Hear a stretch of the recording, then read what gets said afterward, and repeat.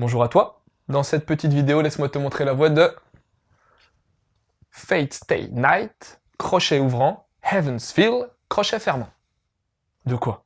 Comment tu veux les signaler à l'oral, ces putains de crochets? J'aurais dû faire ça? C'est ça?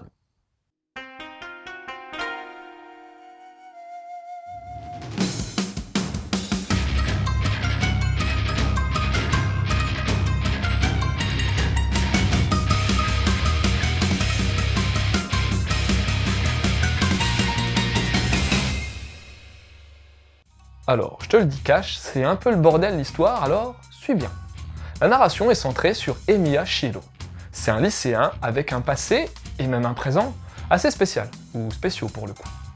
Pour le passé, sache qu'il est le seul survivant d'un incendie l'ayant privé de ses parents, et c'est Emiya Kiritsugu, un illustre inconnu, qui l'a recueilli.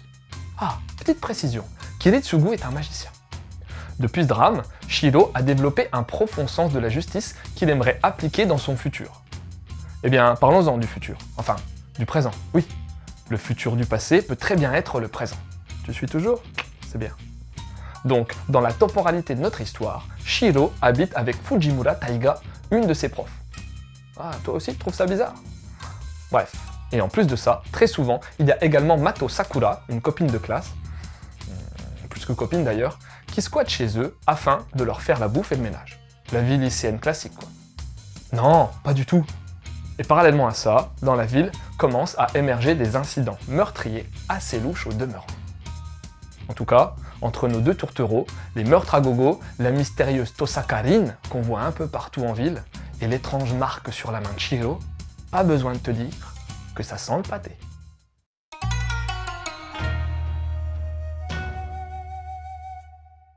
Côté design, on est face à un manga on ne peut plus basique. Pas vilain du tout, mais basique. Le trait est doux et n'utilise pas trop de détails sur les visages des personnages. Là où le travail a été renforcé, c'est sur les décors, bien fournis et hyper propres, mais aussi sur les costumes fictifs et réalistes. Ouais, en termes de design, j'accroche vraiment bien. Pour le Nemu, là aussi, il y a un gros taf. Tu sens un bon travail sur la mise en case, même s'il y a parfois une certaine répétition dans les structurations. Après, les compos sont variés et ont du sens.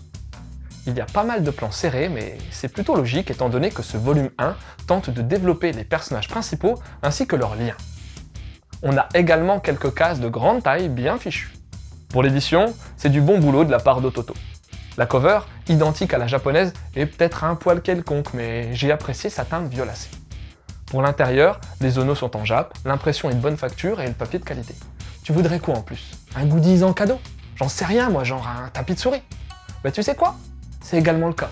Et franchement, c'est tout con, mais ça fait plaisir.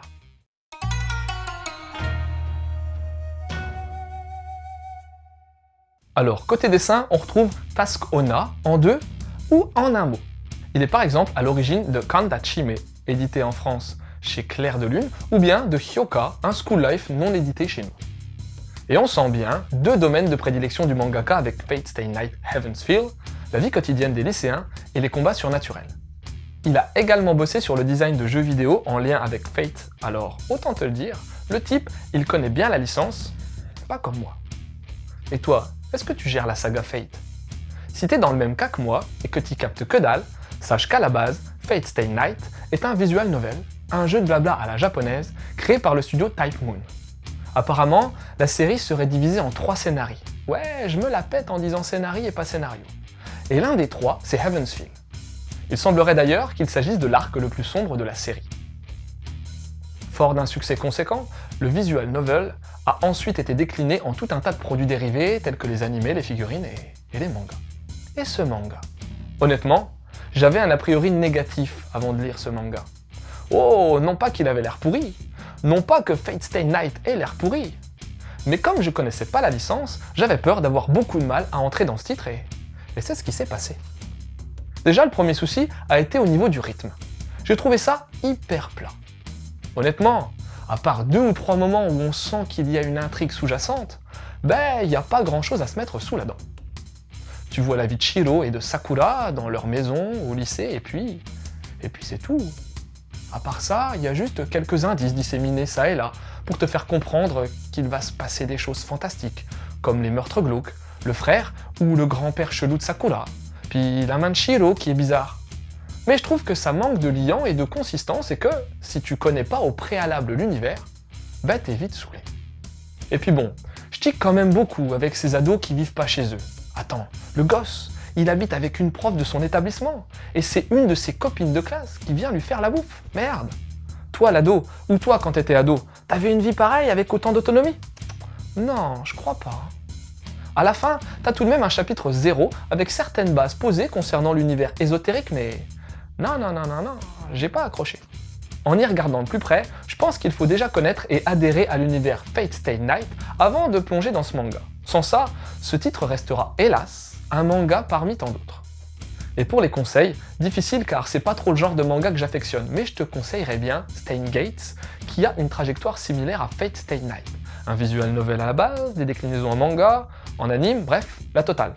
Ça parle de paradoxe temporel et je te conseillerais l'anime qui a un opening hyper bien fagoté.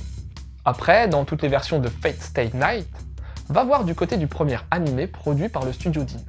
Il date de 2006, fait 24 épisodes et, cerise sur le gâteau, c'est Kawaii Kenji qui est aux compositions musicales. Et puis, si tu veux aller aux origines de Fate Stay Night, il y a Fate Zero. Ce manga est la préquelle de Fate Stay Night et les covers de Shinjiro sont bien stylés. Voilà, c'était Lou, j'espère que cette petite chronique t'aura donné envie de lire Fate Stay Night Heaven's Feel. Je te laisse et continue de suivre la voie du manga.